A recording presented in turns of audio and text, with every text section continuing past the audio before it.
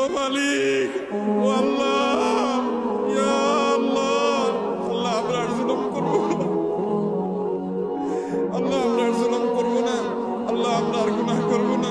আল্লাহ আমাদেরকে আপনি গুনাহমুক্ত জীবন দান করেন, আল্লাহ আমাদের তাকওয়ার জীবন দান করেন। আল্লাহ আমাদের ভিক্ষা চাই, আল্লাহ আপনার রহমতের ভিক্ষা চাই, আল্লাহ আপনার রহমতের ভিক্ষা চাই। আল্লাহ আপনার জমিনে বের হয়ে এসেছি, আল্লাহ আমাদের পাপের ফসল হিসেবে আমরা আজ কষ্ট ভোগ করছি।